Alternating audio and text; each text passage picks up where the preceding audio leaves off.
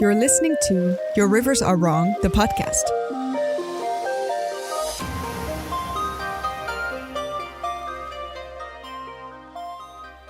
Good morning, or afternoon, or evening, or night. Or night. Did I check all the times? Yes, I think I did. Welcome to the Your Rivers Are Wrong podcast. My name is Merle. I'm one of the hosts. And also here is another one of the hosts. I in fact, am also here. I'm also here. Stop posing. I'm getting thrown off. Hi, my name is Dante. I'm the other co-host aforementioned. Yeah, so smooth. Amazing.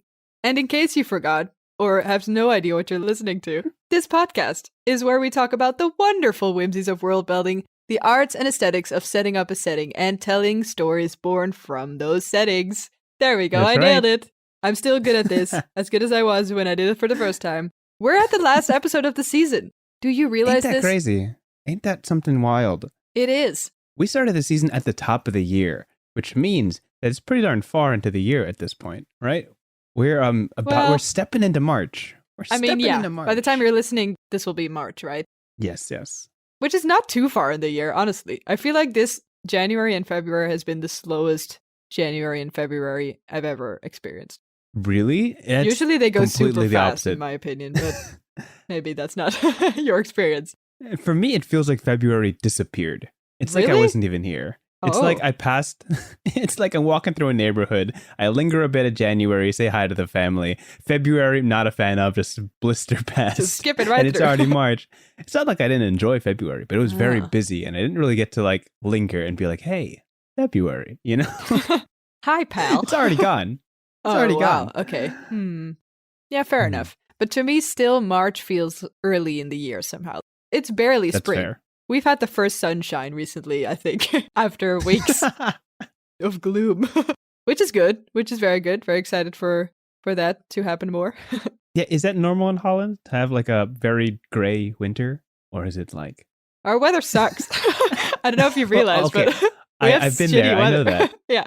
You know, there's one good side to that, which means that if it's sunny ever, everyone just flocks out like birds. It's like now or That's never. so great. We gotta enjoy it while it lasts. It's like a holiday. Yeah, exactly. It's so good. So, you know. Yeah, this February, actually for us in New York, it has been sunny and like nice. Oh. And when we walk out, that's not normal. So we walk outside and kind of hold our breath and are like, okay, sure. Don't jinx it. You know, we're not just like, hey, it's a great day. Okay, that's Don't say relatable. too loud though. Yeah. Because like Mother Nature's going to be like, oh, you're having great days. We're actually having like our first real snowfall today of the entire winter, which is wild. Wow. And it's not supposed to be much. It's like an inch maybe. And that's more than we've had for the last 3 months, which is, you know, scary, but also fantastic for people who don't like shoveling, aka me. Hate it. Fair enough. Yeah, I'll take it. I don't know if we've had snow yet. I can't remember. You haven't had snow yet? But you just had I feel so you like just have... a little bit, but like it's so hyper local. The other day I was having lunch with a few friends from the theater nerds. Sure. And he said, hey, look at this weird snowstorm outside. And I'm like looking outside and it's sunny. And he lives like 10 minutes from me. And I'm like, what the fuck? Oh no. What's going on? And he's like, but I'm not kidding. There's literally snow outside my window now. It's very strange. Holland is weird. We have weird weather. The news headline is like, one angry cloud. Yeah, exactly. Passing through. Destruction in its wake. Yep. Very much so. Okay. Any updates for the week and any final updates for season 4, I suppose? Because Ooh, after this, we're taking a little pressure. bit of a break. We've been having a good game going on of Tangled Blessings. Is That that is so update exciting. worthy? I think so. I think so. This is the first time we're saying it by name, but like we have run into, so to speak, a 2-player tabletop RPG that it isn't even out yet. We're running like a rough copy of it, but it is fantastic because 1, it's not very number crunchy, so super easy to pick up. 2, there's a whole Which lot I of love. I can't forget any rules because there are very little. It's great. 2, it's like dark magic academia, which is like our pocket. It's like so. If you've heard so, the other so episode, yeah, comfortable. you know what's up here. Yeah, feel free to tap into the episode about magic, the episode about academia, the About episode all about... the teen angst we did ever. Yes. And thirdly, it's packed with prompts. It's packed with it. It's just incredibly packed with prompts, and that's like our thing. That's also our thing. It's full of things that are ours, and I think that is really, really cool. So we've been having a good time with that. It's just so nice because it's so almost doesn't feel like a game because it's very hard to see where the prompt starts and where you just start making shit up. That's really nice. That's really nice about it. Yeah, I think just trying out other tabletop RPGs has been such a blast. And you've been doing some of them by now. I mean, your new series is kicking off. Nice, I would say. Yeah. Yeah, my voice is still a little bit hoarse. Last night I spent 2 hours on stream with the creator of the ttrpg Firelights, which was very fun. It was, this is going to be 3 weeks late, but thank you, RP, for jumping in chat and bringing all your friends. And it was a very fun time. Yeah. And now that we know that these RPGs exist, now that we've been enlightened to the fact that there's a whole lot of to them now, games that are just prompts, we've opened the Pandora's box. A whole new world. Like, oh, what's next to play? Yes, very much so. Very much so. How was your week, aside from the entire month of busyness? What happened last week, actually, is we wrapped up a D&D campaign, one that's been going on for a year and a half. We're playing in a Theros Greek-esque setting, and we retired at level 19, which was wonderful. Whoa, we beat the boss. It was that's crazy. So high. Where did you start? 3,200 HP. It was wild. Huh? What level did you start? We started level 1. Did you go all the way? Ooh, dang. Yeah. Very cool. So a final boss with 3,200 HP is a lot. Wouldn't recommend, but we chopped through slowly but surely, and it was a wonderful time. And now we're starting a campaign based in a food world where everybody is food. Oh my god! Or some sort of connection to it. So shout out to Crown Candy for the inspiration. That's wild. The DM is very ambitious and it's wonderful, and I'm in love with my character, who I haven't played yet. They are a bowl of guacamole. And it's fantastic. I'm so happy and I'm so thrilled. That this is real now. Oh no. I can finally add bowl of guac to my list. What's their name? Oh, his name is Camo. Camo, the guacamole bowl? I can't believe it. It's great. Wow. It's so great. I dig it. He's a grumpy old man who is on a quest for vengeance, and it's a whole Batman situation. And he's also guacamole. He's also got it. He's the bowl that holds the guacamole. We have to understand he's the this. bowl. Excuse me. Yeah. Is the guacamole also a character, or is this lifeless? Well, he's. Is this like a codependency thing? The fellow players in this game don't listen to this stream. This is a spoiler. He's holding the last avocado pit of the world in his bowl. Oh and he's got to nurture and take care of it. Atlas shit. Oh my god. Will it hatch into an avocado person, or is it simply a pit? We don't know. He's got to protect it, and that's his whole goal. He's protecting this one avocado pit, and that's his. There's a lot there. There's actually a whole story of that going. But that's not beautiful. What we're talking about today. That's not what we're talking about today. Nope. It's true. What are we talking about today? What are we talking about? In fact, this episode is a prompts episode. We did this one before, but not with these kind of prompts. We asked you guys specifically to give us some good inspiration for this episode. We are going to pick out, or we actually already have picked out, 4 prompts that you have shared with us. 1 sentence, world building ideas, pitches. Right.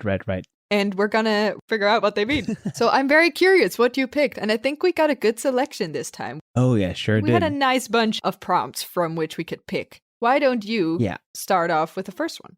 Sure. This is going to be kicked off to you, which should be... yes. I'm going to preface now. I had 4 that I really hooked onto, and part of me hopes that you've picked some of the same ones I have so I could see all of these in action. Part of me knows that... We'll see. Part of this is guessing. So we each do 2 prompts, and this is the one I'm tossing to you first and foremost. Are you ready? I'm ready. Okay. This prompt is from AJ Tyler. Thank you, AJ Tyler, for this prompt. And it goes like this. The pantheon of evil deities have done something they've never done before. They've asked for help. Oh, boy. Big old world building prompt. This is a big one. A big, god tier one. So I could ask you for the context. I could ask you for a perspective on this. Maybe set a scene of them asking for help. It's all up to you. But I do want the deities to be a little bit out of their comfort zone, doing something they've never done before. How do you want to tackle this? Okay. I'm so bad at making up gods. I'm so bad at it. I always get it out of the way whenever I do my own worlds. They don't have gods. They don't exist. They're too hard. I can't remember them. So this is going to be interesting. Disclaiming here.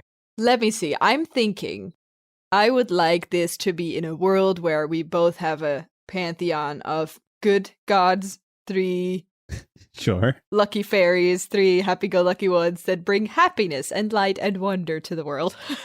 And on the other side of the clouds, there is the 3 evil gods that are always annoyed by the good gals out there. They love gossiping about what their evil schemes will be once the good gods finally run out of things they can do and people they can help. One of these evil deities, the prime evil deity, in fact, give me a name. Give me like an evil name. Evil name. Something spiky. Damascus. Ooh, Damascus. Okay. Damascus, the lord of the dark realm. Sure. Has very long time ago, during the creation of the world, in fact, that they are revolving around, made a pact with the 3 good gods on the other side of the veil to share their influence on Earth as we know it. Sure. Whenever they interact with the world, if their influence on the world becomes so heavy that the balance is off, they have to have a conversation. They're very much pressured because the one thing that is keeping them equally invested is this contract, this deal that they've made. At some point, it starts getting really difficult to maintain the balance. And specifically because the other 2 from the evil pantheon, so to say. Sure. I'm very good with names today, as you might have realized. Mm-hmm. The other 2.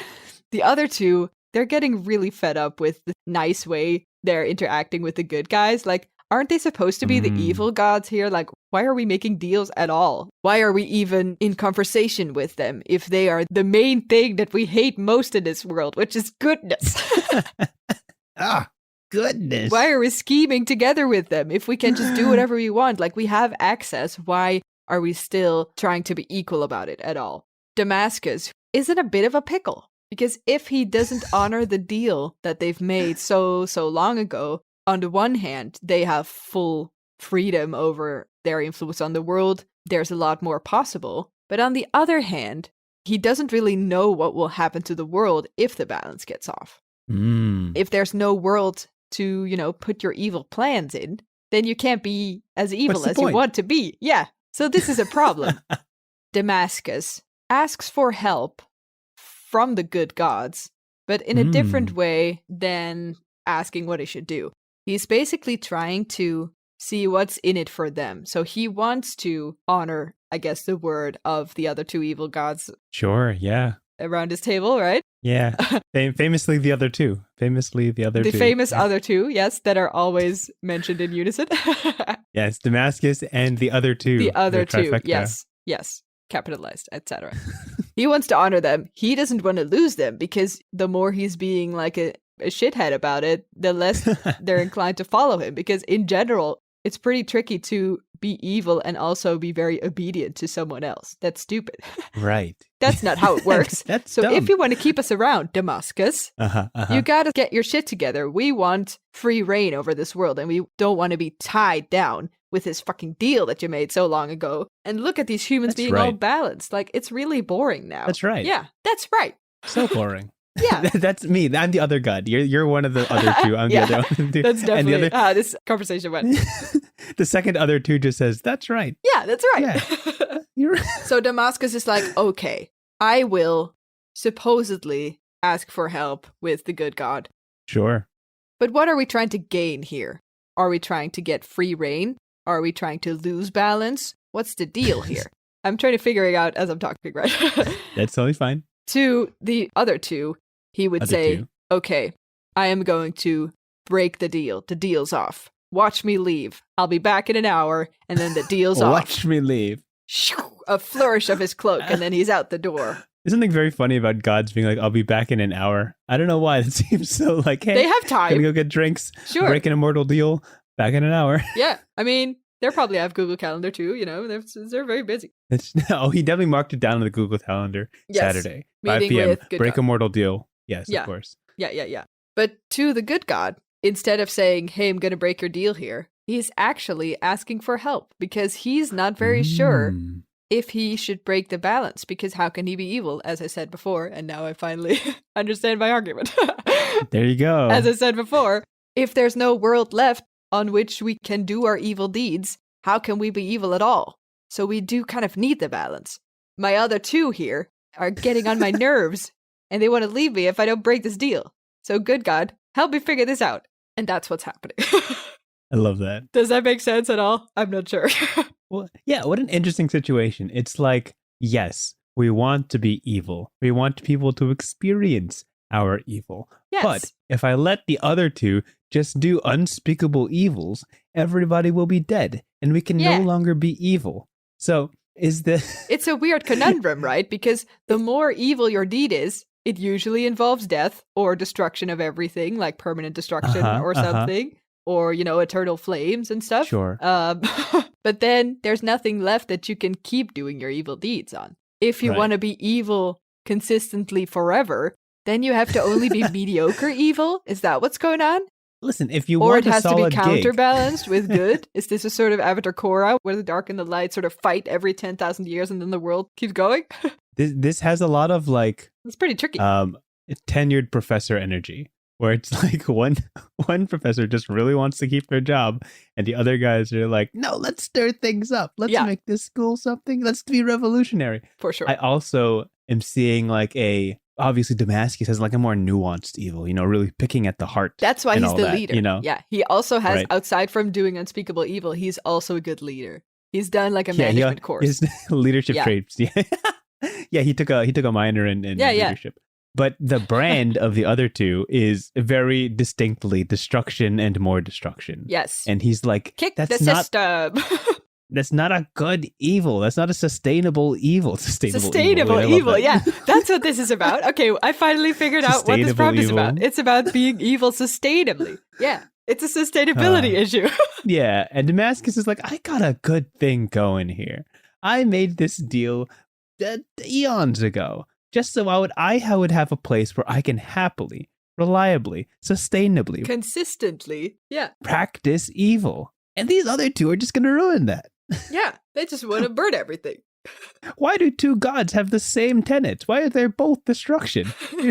They've really got to diversify. Well, it is because they're not named. Oh, that's so fun. We did this to ourselves. That's true. What's coming out of this? This meeting is going to happen. Yeah, what are they going to end up with here? I mean, the prompt was not what the good gods will do about it. But if we're going to poke that bear, there's definitely one good god that's like, oh, this is great. Let's get the popcorn. The evil gods are imploding on themselves. Oh, let's watch the flames. And one of them was like, no, this pact is sacred. We must keep it for the balance of the world. Humans must experience both good and evil, And then obviously the smartest one says, well, not necessarily the smartest one, but the craftiest one is like, perhaps it is time for the balance to be broken. Perhaps this is an opportunity we can take to better leverage our position and provide good to the world. Is our purpose not for the greater good? Let us talk to Damascus and see if this is something that can swing in our favor. Agreed. And then they have they're much more organized, of course. It's a lot less chaotic. Their methods are a lot less chaos in Makes the circle. sense, yeah. And there's so much Hades from Hercules meets the magicians from Prince of Egypt. That kind of I don't know if you're catching that. Yeah. Where it's for sure. It's like a I don't know. I don't know why I pitched them as good and evil, but they're not too different. I want to say in this little setting, they all have their little motives. They both have their offices. They both have their bickering, right? Yeah, for sure. This is all happening in a 6-piece cubicle, where it's just they're all just very, very close. If they have time in Google Calendar, they have offices, I think. Yes. I think so too. Anyway. This is actually, we're actually pitching this to ABC in a few days. Are we? I don't think I am. No. Let us know how you feel about this. We'll iron out the draft before we pitch it to major news networks. But thank you again, AJ Tyler, for that $1 million idea. Yep. You'll be getting royalties in the mail. Yeah. Yep. I guess it's true. Starting off strong. All right. Starting off strong. Starting off strong. All right, what is yours? I think it's your turn. Let's switch this up. Yeah. My prompt comes from the lovely GEWB2105. Thank you very much. That name that I'm not going to say again. And the prompt is the following. Always name your vessel or vehicle because the unnamed ones can only travel to unnamed places. Oh. Ha. Oh my gosh, what the heck? My brain is like, immediately it's like, don't name your vessels. It's like, you can hear the whirring. Yeah. Yep. Okay. So the prompt says name your vessels, right? So you can go to named places. Am I understanding that correctly? Yes. Okay. I'm seeing this. I'm visualizing this. Okay, Nice. I'm going to set the scene. That's why I liked it. This is yes, what, let's go. If we had any access to licensable music, this would definitely be a time when you're hearing like the rock of the waves in the far distance. You can hear the clamor of like a tavern space. And tucked all the way in the back of this eatery are two men arguing with each other. And you can hear the slam of a knife into the woodwork of the table as this conversation continues to get heated. One man who is a bit ruddier, you could tell that he is an experienced sailor. He has clothing that is weathered and worn. He has marks across his face, signaling that he has been through many dangerous, arduous journeys. And he says, I can't let you do this, Tobias. The deal breaker has always been the deal breaker since my father inherited it from his father and his father inherited it from him. This has always been the name of the ship, and I cannot allow you to damage a single plank on the work of this magnificent vessel. It is not your call to make. I understand that you are recently captain, but this has always been a family vessel. First and foremost, you will not tarnish this vessel. You will not ruin this ship with your ideas. And you see on the other side, a younger man. You can see that he has like sleek hair. He's got the newly christened pin on his shirt, symboling that he is in fact the new captain for the vessel known as the Deal Breaker. And he sits back in his chair. He's got a cigar in his mouth and he is entirely composed. Again, his name is Tobias, as we've learned from the older man. And he says, now hold on.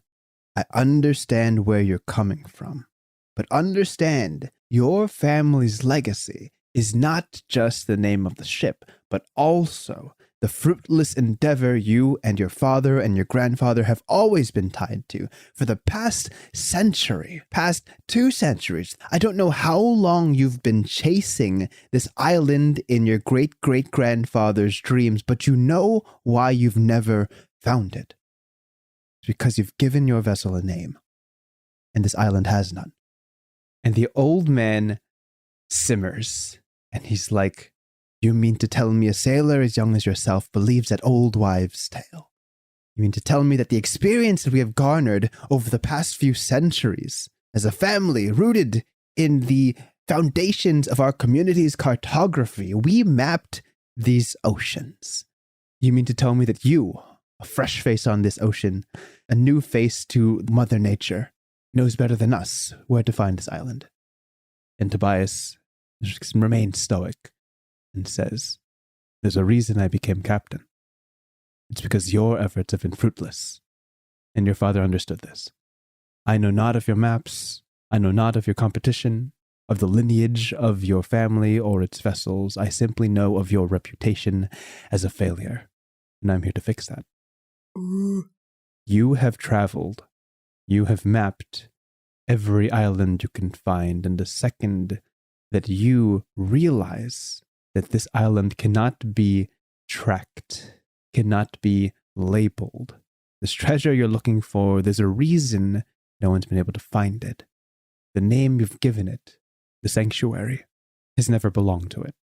It is known by something else, by a language deeper than what has ever been spoken on this land, and you know not the name of it. You simply convinced yourselves you named it.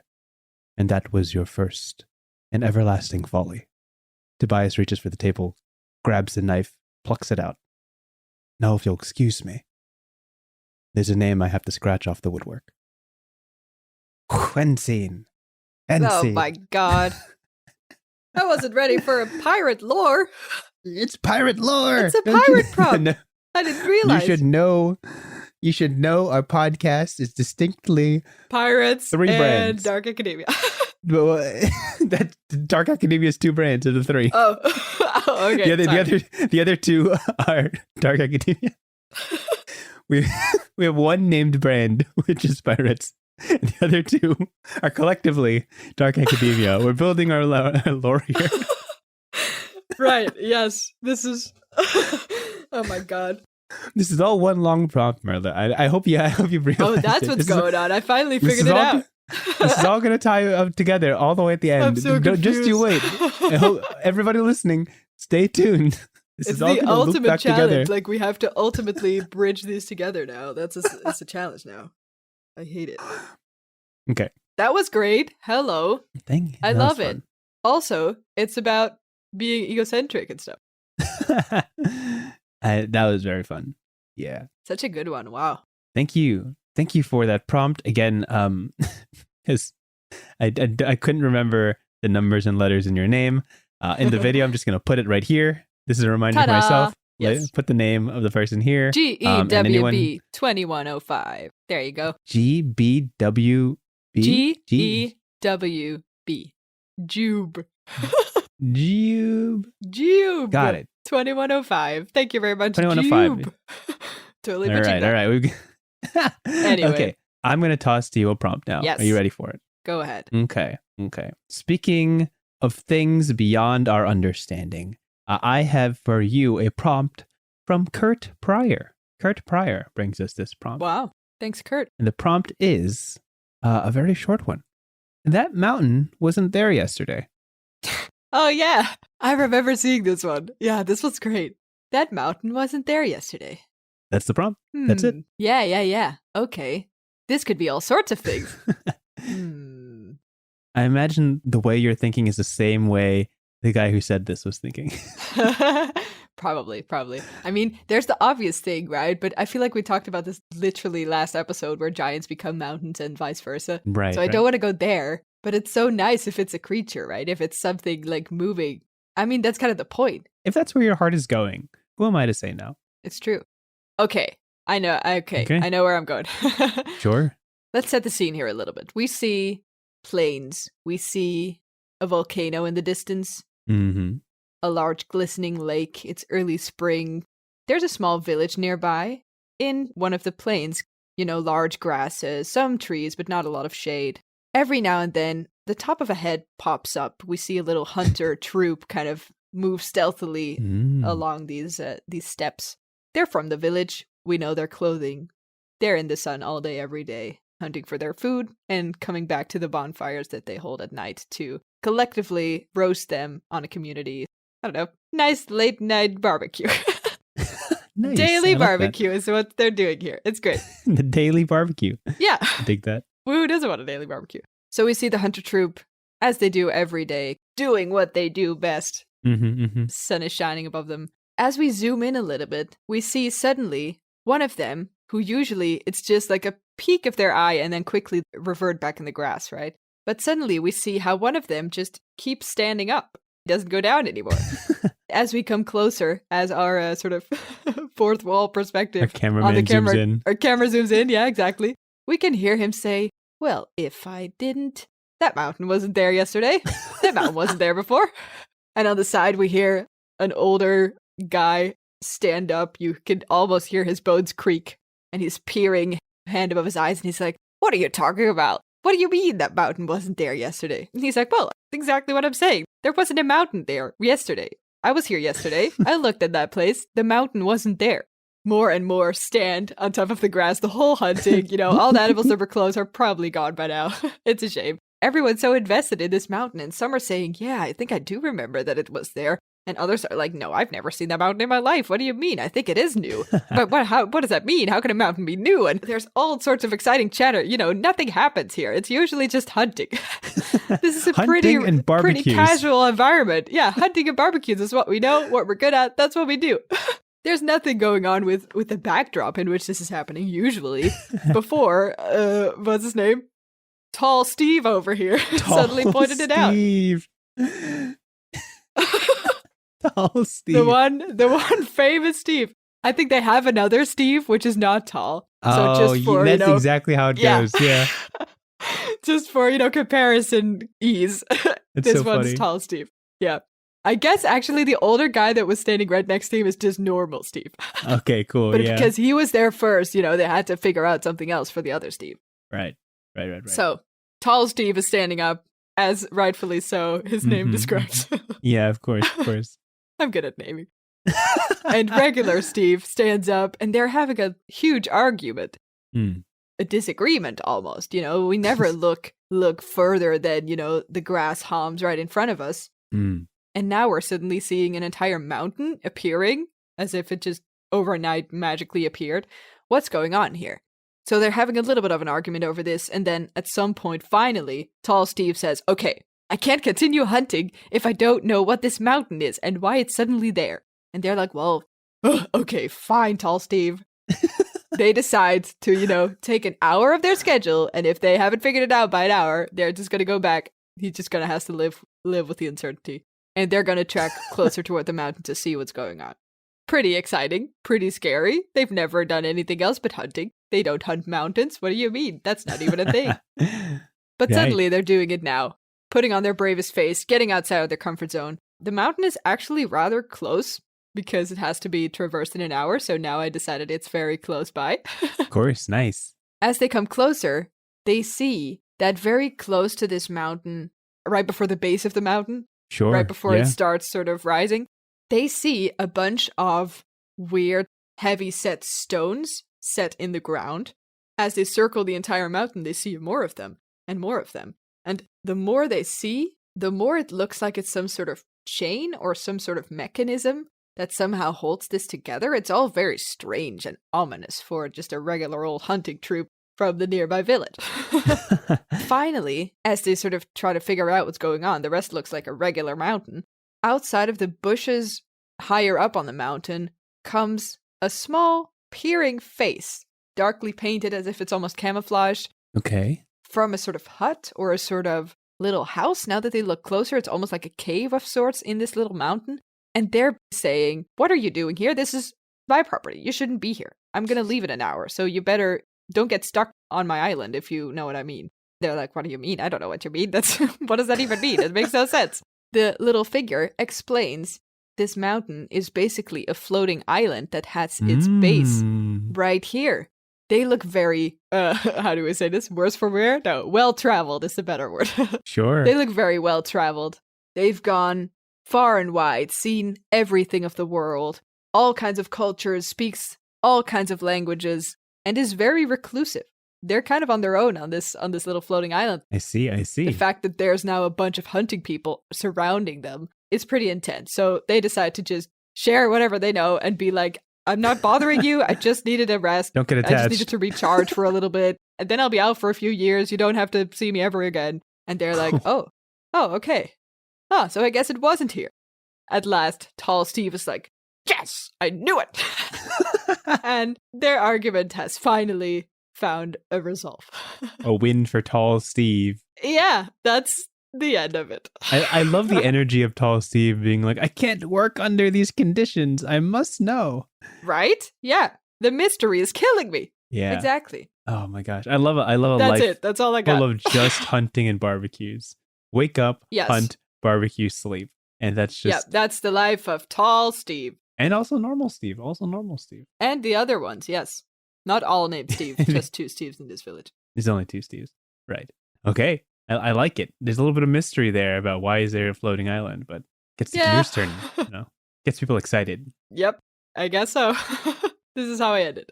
Okay. So let's tackle the last prompt. Yes, last but not least. Okay, let me see, because I got two left, just in case. This might be a bit tricky, but let's see where we end up. This one is from Dire Sandwich. Thank you very much, Dire Sandwich. Shout out to Dire Sandwich. Never tell a secret to a forest, for it will make a strange creature to explore it.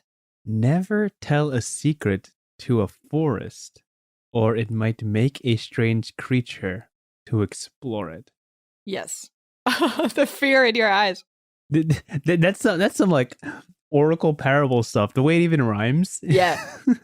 Oh, yeah, for sure. Yeah, I love the sentence. That's also why I like it. It's pretty intense. Got it. Okay. The gears are turning. We love it. To anyone listening, there has just been a 10-second pause edited out of me just pondering. Thankfully, you don't have to listen to that because there's nothing to listen to. I see it. Amazing. Yeah. Okay. Camera violently pans out. Ooh. You see a darkened sky, rain pounding from the heavens onto the oceans below. A newly unnamed ship rips its way through the tides. Oh my god, you're tying it in? You fucking madman. Oh my god, I can't believe you. The old man, we're gonna give him a last name. He doesn't have a first name because he takes pride in his last name. Forrester says, "You're a madman, Tobias. Truly deranged. There is nothing out here. You've led us 30 paces north of any source of land. If we run out of supplies, we are done. There is nothing here. I will not die in the oceans with a stranger. This is your first expedition. How dare you take this ship this far?" And Tobias, standing at the wheel, unperturbed. And he says, "Have you no trust, Forrester?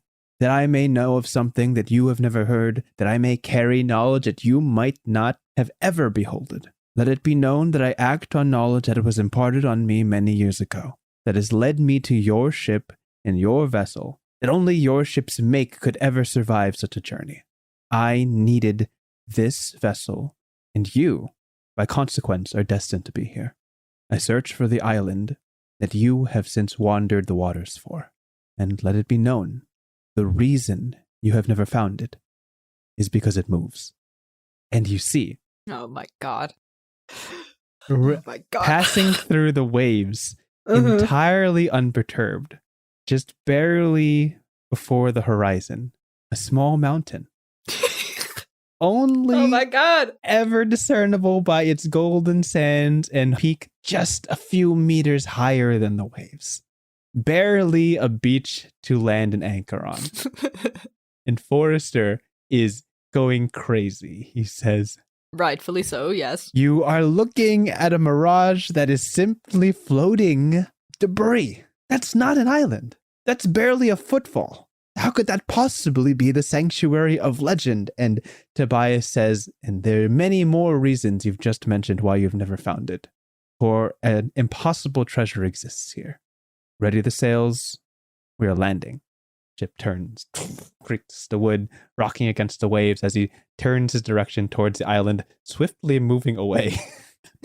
And as the two converge, you see Tobias pass the wheel to Forrester, grab the turn thing handle to drop the anchor. What is that called? Oh my gosh, I know ships. We've been here before. No, the thing that drops the anchor, the twirly rotating thing. Oh my god, it's a handle. It's a handle that spins. People know in chat. Yep. Anyway, the anchor lands, landing on the very small beaches of this island, and magically, impossibly, the island stops in place, and Tobias hops off of the side of the ship, landing on an island that could only ever hold room for maybe 10 people, and peering from a little cave parked inside the side of this mountain. You see a very small person, painted marks on their face, peering up at Tobias, and he says, "You were never supposed to find me. You're never supposed to find me." And you see Tobias lean down, and as his gaze turns towards this creature, you can see the shimmering of magic across his face as a glamour fades, and this well-composed, human-like person slowly discards his veil and his glamour and reveals himself to be a proper fae. Hair made of leaves and brambles, body made of a ectoplasmic, almost translucent material. And he says, "I have found you, at long last. Your visit to my forest was many years ago, but I have not forgotten your secrets. You've imparted on me a great, grand quest, and I relished the opportunity to chase it. You land on my shores, now I land on yours. And here, you told me is the ground upon which miracles occur. And the second that he, the painted face, and Forrester all touch upon these sands, sky opens. Clouds part. The veil that separates the men and the gods departs. As a light shines down from the heavens, followed closely behind by a single darkened cloud. Peering over this small island are the faces of not one, not two, but 3 good gods, and one that deeply does not belong. A booming voice holier than the heavens speaks to this small island and these 3 few denizens, and they say, "The gods known to the peoples as the other 2 intend to bring great destruction to your lands. They cannot be stopped, their minds are made up, and only you 3, imparted by the knowledge of the gods, trusted by the sides of both good and evil, are charged to stop them." End scene. Oh my god! Oh my god. There it is. You just tied everything together. You That's the tied all goal. of it together. I That's can't the goal. believe it. You're so capable. So capable. That was lovely. Wait, we had like a full adventure book going on now. I'm not gonna lie. When we played around with the idea of tying all the prompts together as a joke, I'm like, this is a bit. But I You also were said fucking in I for it. can run with this. And I'm like, and I looked at my list of prompts and I had wonderful prompts. It's amazing. I love By it. also the Twig and Charo Gaming. Your prompts are wonderful. I'll put them up on screen if you guys can see them. But I saw Kurt Pryor's The Mountain Wasn't There Yesterday, and I'm like, I can work with this. I can work with this. I'm gonna toss that to Merla. She's gonna come up with something brilliant. You were plotting. That's what you were doing. I trusted your brilliance, and then you gave me so good. How did you made the floating island? That was you. That was you. Well, fair enough. Yeah, that's my contribution to this episode. This was a team effort. Good. So good. Now it truly feels like a finale. Yeah. That's great. I enjoyed that so much. Okay, this is the longest episode of this season, almost certainly. I was going to say, yeah, wow. But with that, we're wrapping up the season. This is the end of season 4. Thank you so much for tuning in. Yeah, thanks, guys. We're going to take a little bit of a break, but when we're back with season 5 with new ideas and new prompts, oh my God, it's going to be so much fun. We'll keep you updated on that. For sure. Erla, wrap this up for us. Wrap up season 4. That's the final prompt I have for you. Wrap up season 4. More prompts? I thought I was done. No. It's a surprise prompt. It's a surprise 5th prompt. It's all yours. Very surprising that this is the last episode. Yes. As I'm finally, totally not forcefully wrapping up this episode, because it's been a while. We've had some minutes going on this one. If you guys have any comments, any prompts that you're thinking of, or you just want to share how cool your world building is, totally fine. Please do so. We'd love to hear about it. Please reach us at yourriversarewrong@gmail.com or any of the other things. Dante's YouTube channel is a great thing. I think we have Twitter. We kind of do. I think we have. We sort of barely have Twitter. Yeah. Check out our Twitter at YRAW podcast. Your raw podcast. We have all Not sure 5 if anything's followers. happening there, but not really. But you could change it. It could. If things could happen. Things could happen. Yep. Yeah, for sure. I think in season 5, if we have any plans for it, we're definitely going to talk about how to make your rivers not wrong. I think. Definitely on the board. Is that one thing that we want to discuss? I think certainly. That's kind of on top of the list there, right? Yeah, been there. Because right now your rivers are pretty wrong. Your rivers are wrong? Yeah, I'm sorry. Just putting that out there. Thank you so much, guys, for listening. It's been such a pleasure, and it's so lovely to have seen the audience grow and engage with all our stuff. Oh my gosh, it's so it's nice. so fun. Thank you guys. Thank you guys, and we'll see you in the next one. Bye-bye. Bye-bye. See ya. Bye. Thank you for listening to this episode of Your Rivers Are Wrong. If you have ideas for topics, prompts, or you just want to share your thoughts, please reach us at yourriversarewrong@gmail.com. That's yourriversarewrong@gmail.com. Also, a big thanks to Maarten Schellekens, who created the intro and outro music for our podcast. And most importantly, thank you for listening. We hope to see you at the next one. Bye.